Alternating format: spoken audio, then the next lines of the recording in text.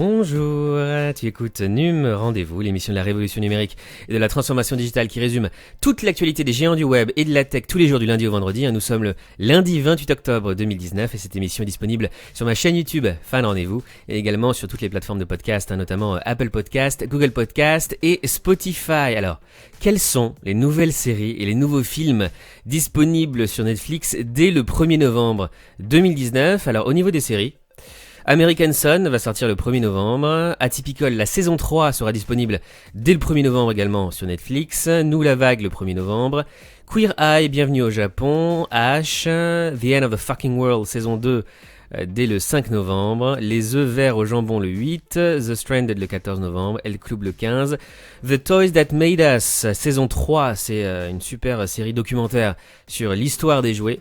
Ce sera disponible le 15 novembre pour la saison 3. The Crown, ça va faire très très plaisir à ma mère. Saison 3 disponible le 17 novembre. Mortel le 21. Alors au niveau des films, The Revenant sera disponible sur Netflix dès le 1er novembre avec Leonardo DiCaprio. Marguerite et Julien le 1er aussi. Alors le film événement de Netflix dont tout le monde parle. Il y a une énorme promo de la part de Netflix pour Le Roi avec Timothée Chalamet qui va aussi jouer dans Dune. Le film qui va sortir l'année prochaine, le film événement Dune. Donc là, il sera déjà dans Le Roi qui va sortir le 1er novembre sur Netflix en exclusivité. Un roi rebelle se voit obligé de reprendre le trône et de devenir le souverain britannique Henri V. Au casting, aux côtés de Timothée Chalamet, notamment les acteurs Sean Harris, Ben Mendelsohn, Robert Pattinson et Lily Rose Depp. Un casting vraiment 5 étoiles pour ce film en exclu sur Netflix dès le 1er novembre.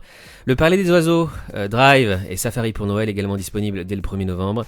Un Noël à croquer, Precious, Snowden le 3 novembre, Flocon d'amour, Klaus, House Arrest, L'Oiseau Tempête, Swagger, L'Alchimie de Noël, Personne ne regarde et Terminator Genesis qui va sortir le 23 novembre sur Netflix.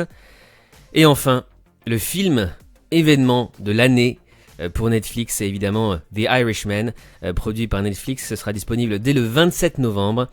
Réalisé par Martin Scorsese, le film fera son arrivée en exclusivité sur Netflix d'ici la fin du mois de novembre, avec un casting prometteur, vraiment un casting de folie, qui inclut des légendes comme Robert De Niro, Al Pacino, Joe Pesci, Harvey Keitel.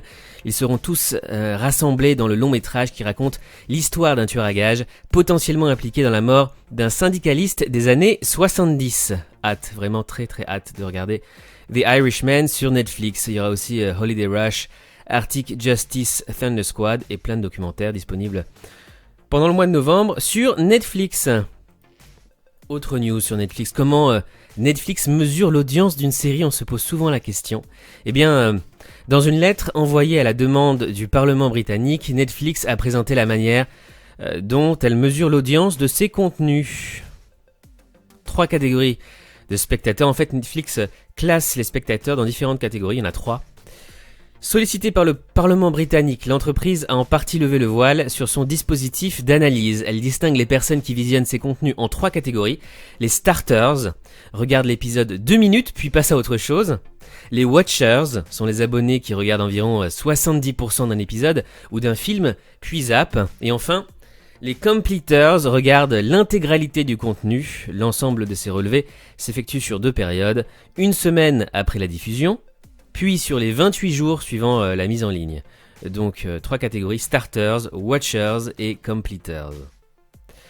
Netflix précise dans sa lettre que les catégories starters et completers donneront à nos partenaires créatifs une compréhension plus large de la manière dont les membres s'engagent avec leurs titres du début à la fin.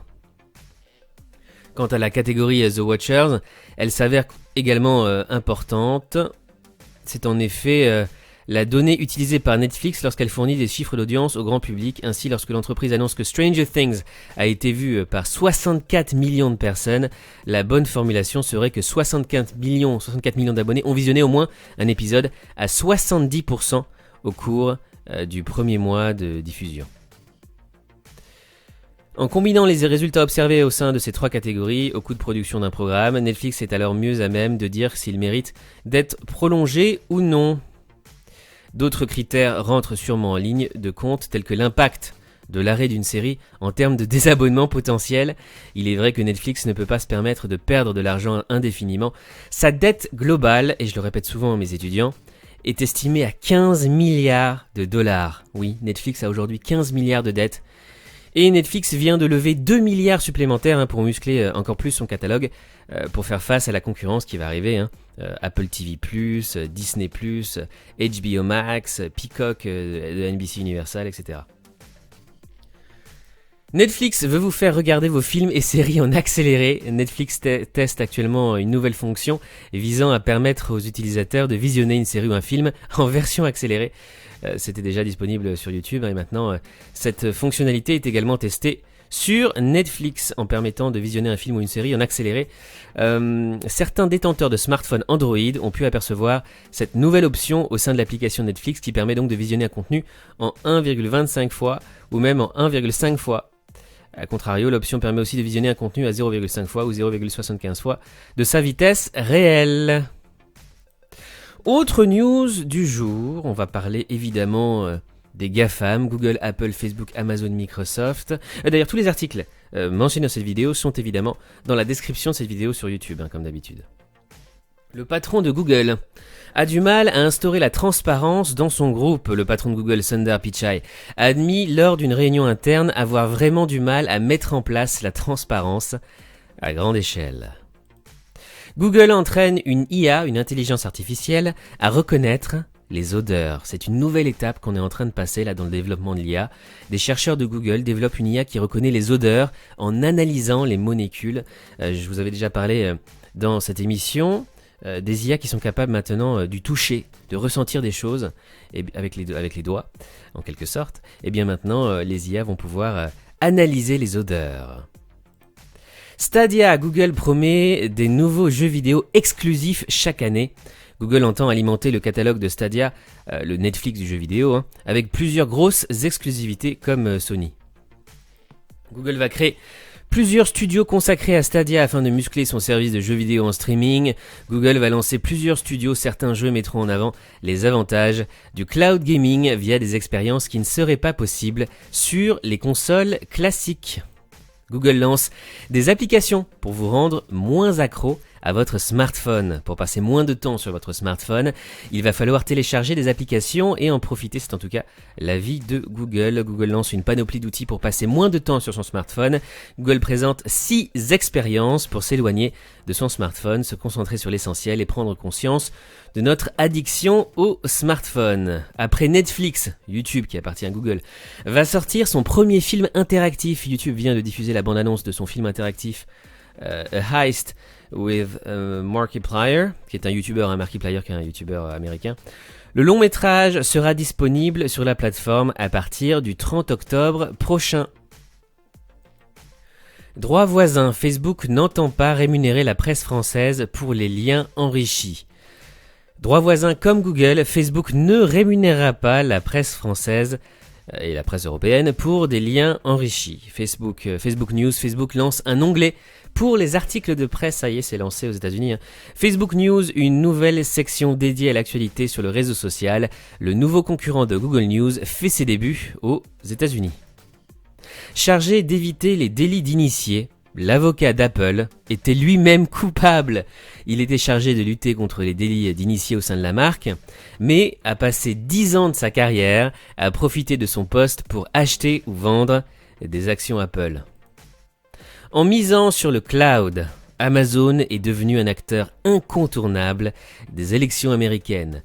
Amazon Web Services, AWS, stocke les données électorales de 40 États américains. Cette centralisation des informations en un seul système laisse entrevoir des risques en matière de sécurité du processus électoral. On va parler maintenant des natifs et notamment de Tesla. On en sait plus sur le projet de l'usine européenne Tesla. La localisation de la prochaine usine Gigafactory de Tesla en Europe revient dans l'actualité. L'annonce est planifiée pour la fin de l'année. Autre news tech de la semaine, Spotify va diffuser de la publicité à ses abonnés premium. Les tests auront d'abord lieu auprès des utilisateurs américains. Spotify introduit la publicité dans les abonnements payants. J'espère que ça va pas donner de mauvaises idées à Netflix qui avait testé la publicité pour ses abonnés. Le service de streaming annonce que les artistes pourront payer pour la diffusion de recommandations ciblées aux abonnés payants. Cette communication promotionnelle pourra cependant être désactivée. Twitter annonce 145 millions d'utilisateurs actifs quotidiens, mais des résultats financiers désastreux.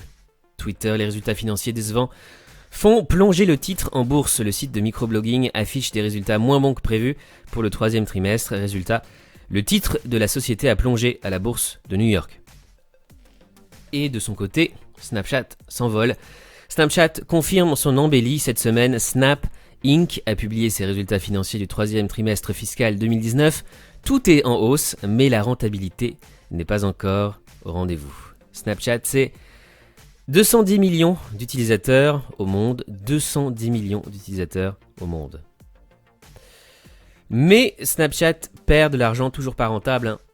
Force est de constater que la rentabilité demeure bien lointaine, puisque l'entreprise continue cependant de perdre de l'argent, avec près de 230 millions de dollars de pertes nettes. Les entreprises de la Silicon Valley sont très loin d'être prophètes en leur pays. Les villes de Californie ne voient pas toujours d'un bon œil l'arrivée de nouvelles technologies sur leur territoire. Une série de mesures prises récemment est là pour en attester. Par exemple, la ville de Santa Clara qui va réguler l'activité de Airbnb. Ou après San Francisco et Oakland, c'est la ville de Berkeley qui va interdire la reconnaissance faciale. L'automatisation programmatique de la surveillance porte fondamentalement atteinte à la liberté de la communauté, soulignent les élus qui ont voté à l'unanimité contre la reconnaissance faciale à Berkeley. Et San Francisco aussi, qui va interdire les voitures autonomes dans le centre-ville, qui va demeurer piéton. Royaume-Uni, les données biométriques d'1 million de personnes ont été exposées. Et ça pose un vrai problème, parce qu'il est très facile de changer son mot de passe, mais il est beaucoup plus compliqué de modifier ses empreintes digitales.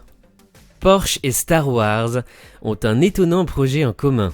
Tout pourrait les séparer, pourtant, les équipes de Porsche et de Star Wars travaillent bien ensemble sur la conception d'un vaisseau spatial, c'est pas une blague. Porsche conçoit le vaisseau spatial de Star Wars. Voilà, quelques photos qu'on a sur les deux équipes travaillant ensemble. Voiture autonome, le brevet très spécial déposé par Porsche. Porsche vient de déposer un brevet original concernant ses projets dans la voiture autonome. Après le lancement très remarqué de la Taycan, sa première voiture électrique, puis des projets en collaboration avec Boeing et Star Wars, la marque s'intéresse de près à la voiture autonome avec ce que cela peut comporter de fonctionnalités et d'usages périphériques. Porsche aborde donc cette fois le sujet d'une façon originale en se plaçant du point de vue du conducteur et des occupants de la voiture autonome.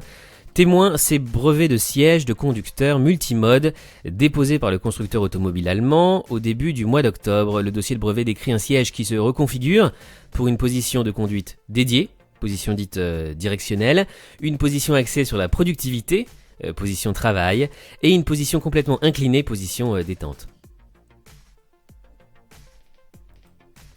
Chine maintenant. Selon ses sénateurs, TikTok, l'application chinoise, pourrait représenter une menace pour les États-Unis.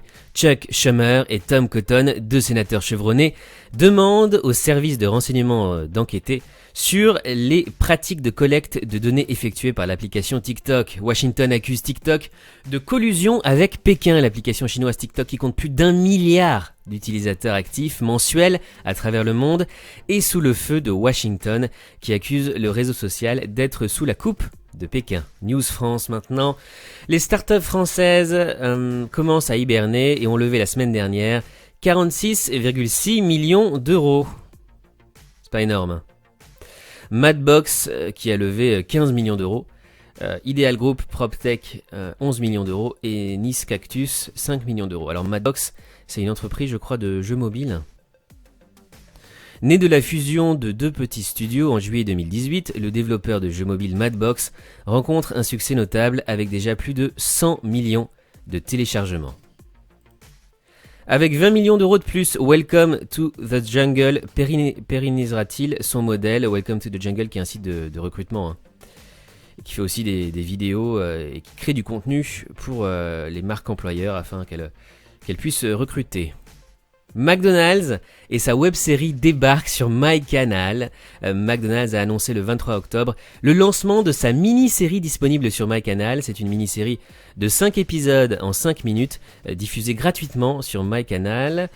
On y retrouve notamment des acteurs et comédiens connus comme Fred Scotland, Marco Panzani, Claude Perron ou encore Julien Courbet. J'en connais aucun. C'est pas possible, ils ont repris un communiqué de presse, des acteurs et comédiens connus. Bon, c'est une mini-série drôle, au ton vraiment décalé, avec beaucoup d'autodérision et d'humour. Ça s'appelle « Ce jour où j'ai pris à emporter ». Je t'invite à la regarder sur MyCanal. Les marques évidemment qui se mettent de plus en plus au brand content et qui vont produire leurs propres films et leurs propres séries évidemment. C'est tout pour aujourd'hui. On se retrouve demain pour un nouveau NUM rendez-vous. D'ici là, je te souhaite une très très bonne journée. N'oublie pas de laisser un pouce en l'air si tu apprécies mes émissions, de liker cette vidéo sur YouTube et t'abonner à ma chaîne. Fin de rendez-vous. À demain. Salut.